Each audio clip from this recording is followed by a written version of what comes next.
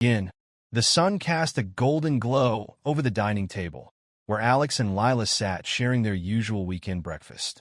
To anyone looking in from the outside, they appeared like the perfect couple, content, comfortable, and deeply connected. But Alex knew better.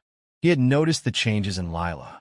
Subtle at first, the way she spent longer getting ready for work, the increasing number of late nights, the guarded smile that no longer reached her eyes.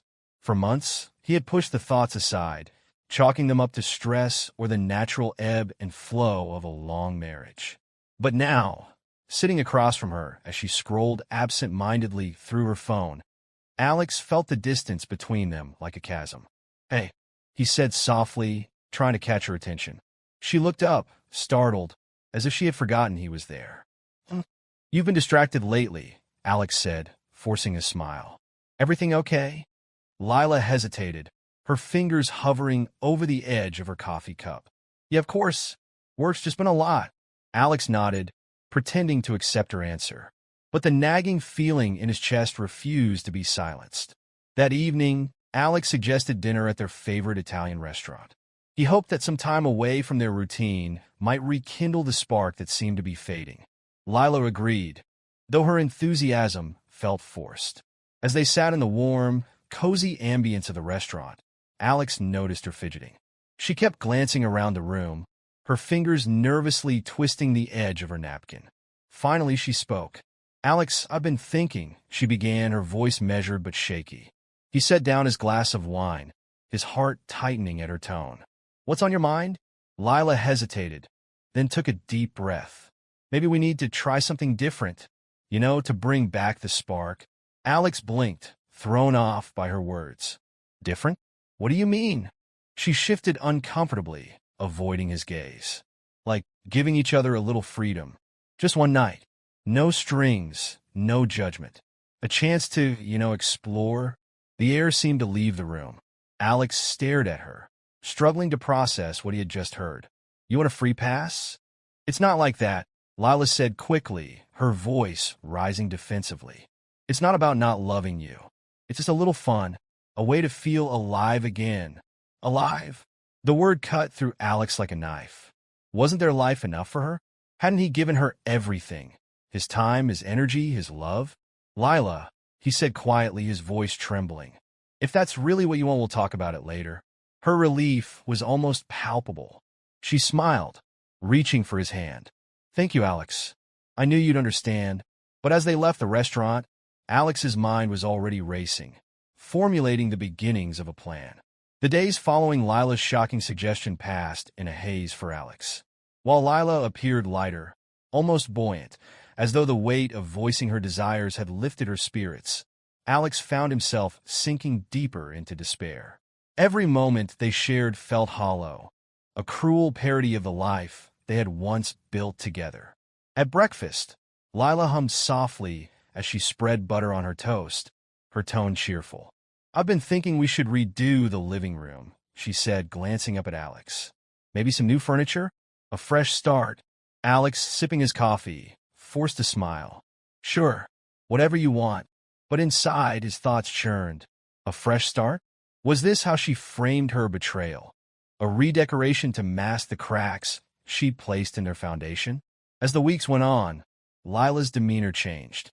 She spent more time in front of the mirror, perfecting her makeup. She laughed more freely, though the sound grated against Alex's ears. It wasn't laughter shared with him. It was something else, anticipation. One evening, she stepped into the bedroom wearing a dress Alex hadn't seen in years. It clung to her figure, accentuating her curves. "How do I look?" she asked, spinning slowly. Alex's throat tightened as he forced a response. "You look stunning." Her smile brightened, and she kissed his cheek before heading to the door. "Just meeting some friends for drinks," she said casually. As the door clicked shut behind her, Alex sat in the silence of their home, staring at the emptiness she left behind. Behind the facade of indifference, Alex was anything but passive. He moved with careful precision, consulting a lawyer to safeguard his finances and preparing for the possibility that their marriage might not survive this betrayal.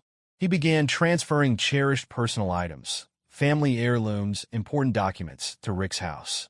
Rick, ever the loyal friend, was a voice of reason and caution. "Are you sure this is what you want to do?" he asked one night as Alex boxed up his belongings.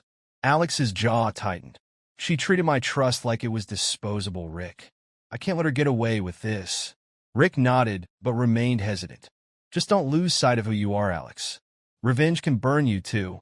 Alex didn't respond. His mind was fixed on the long game, each step deliberate and methodical. When Lila announced the night she planned to use her pass, Alex masked his true feelings behind a calm exterior. "You okay with this?" she asked, her voice hesitant but tinged with excitement. Alex gave a small shrug. "If it's what you need, I won't stand in your way." Lila's smile was radiant, and she kissed him on the cheek before heading out the door. She had no idea that this moment was a turning point, not for her freedom, but for Alex's meticulously crafted revenge. The hours stretched endlessly as Alex sat alone in their home, the quiet pressing in on him. He poured himself a drink, the amber liquid swirling in the glass as he stared at the clock. When Lila finally returned, her makeup was smudged, her hair slightly tousled. She moved quickly past Alex, offering a hurried excuse.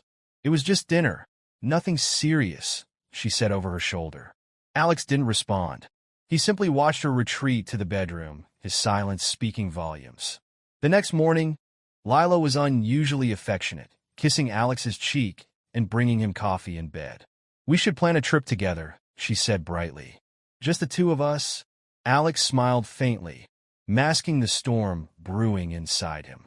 "Sure, we'll talk about it later." Over the next week, Alex's plan unfolded.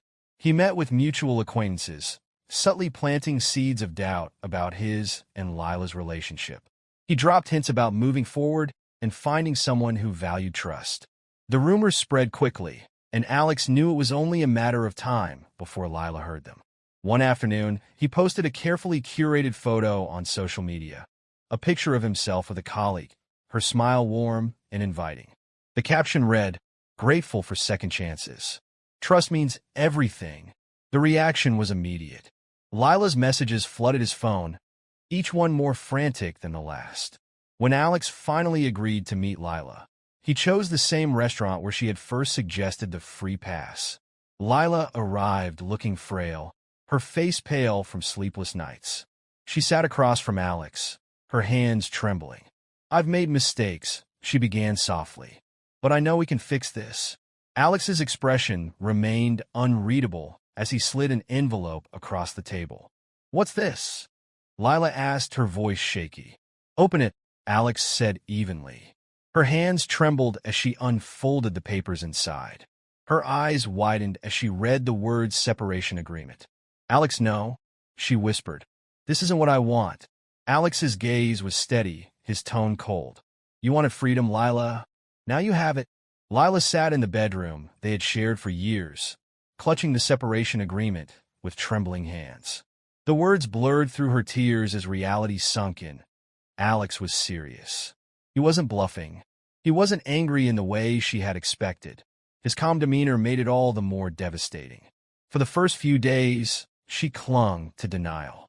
She called Alex incessantly, leaving voicemail after voicemail. "Alex, please. We need to talk. This isn't what I wanted." She tried showing up at Rick's apartment, only to be turned away at the door with a firm but sympathetic, "He doesn't want to see you right now, Lila." The walls of their shared home seemed to close in on her. Every photograph, every piece of furniture carried memories of a life she had taken for granted. The weight of her choices pressed down on her like a physical burden. Alex, meanwhile, was resolute. His silence wasn't born from anger or spite. It was calculated. He wanted Lila to sit with the consequences of her actions, to truly feel the emptiness her decisions had created. At Rick's apartment, he spent his days focusing on rebuilding. He threw himself into work, hit the gym with renewed determination, and reconnected with old friends he had drifted from during his marriage. Each step was a reminder that his life didn't have to revolve around Lila's betrayal. "You seem lighter," Rick observed one evening as they shared a drink on the balcony. Alex nodded, staring out at the city lights. "For the first time in months, I feel like I'm in control again. It's freeing." Rick smiled faintly. "Just don't let her pull you back in. You've come too far to let her drag you down." She won't, Alex said firmly. I've made my decision. Weeks passed, and Lila's desperation only grew. She sent Alex long messages, alternating between pleas for forgiveness and angry accusations. You're being so cruel, Alex. I made one mistake, and you're throwing everything away. Alex read each message but never replied. Lila's carefully constructed facade began to crumble. At work, she struggled to focus, her thoughts consumed by regret and self-loathing. Friends started to notice her erratic behavior, canceling plans at the last minute, breaking down in tears over trivial matters. Are you okay? One colleague asked cautiously during lunch. Lila forced a smile that didn't reach her eyes. Yeah, just a lot going on at home. But it wasn't just at work. Lila's once vibrant social life dwindled as whispers of Alex's supposed new relationship spread through their mutual friends. One evening, scrolling mindlessly through her phone, Lila came across Alex's social media post. The image of him with another woman, a warm, confident smile on his face, was a dagger to her heart. The caption read, "Grateful for second chances. Trust and loyalty mean everything." Her heart raced as she stared at the photo, her mind spiraling with questions. Was it real? Had he truly moved on so quickly? Without thinking, she dialed his number. To her surprise, he picked up. "Alex," she began, her voice trembling. "Is it true? Are you seeing someone else?" There was a long pause on the other end. When Alex spoke, his tone was calm, almost detached. "Why does it matter, Lila? You were the one who wanted freedom." "That's not fair," she cried. "I didn't mean it like that. I thought we could work through this. I didn't think you'd replace me." Alex's response was firm. "I didn't replace you, Lila. You replaced us the moment you decided we weren't enough for you." The call ended, leaving Lila in a flood of tears. When Alex finally agreed to meet her for dinner, Lila was a shell of the woman she had once been. She arrived at the Italian restaurant looking frail, her makeup unable to hide the sleepless nights etched on her face. Alex, on the other hand, looked composed. His tailored suit and confident demeanor made him seem like a man who had already moved on. Lila fidgeted with her napkin as they sat across from each other, the silence between them thick with tension. "Thank you for meeting me," she said softly. Alex nodded, but didn't respond. "I know I've hurt you," Lila continued, her voice trembling. I thought I needed something more, but I see now that it was a mistake.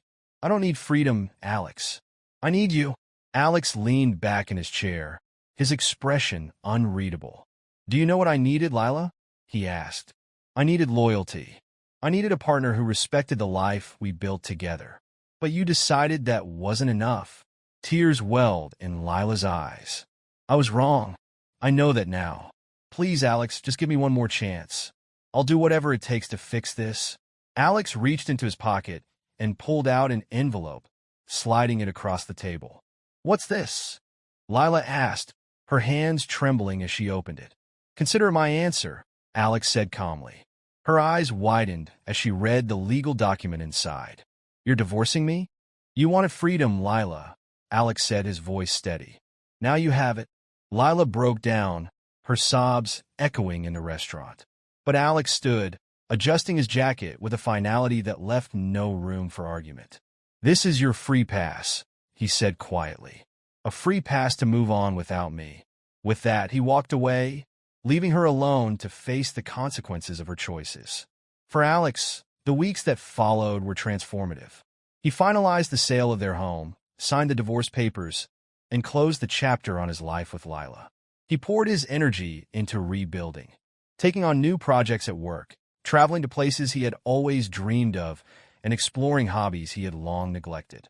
Slowly but surely, the weight of betrayal lifted, replaced by a newfound sense of freedom and self-worth. Lila, meanwhile, was left to grapple with the emptiness of her decisions. The life she had taken for granted was gone, and with it, the man who had loved her unconditionally.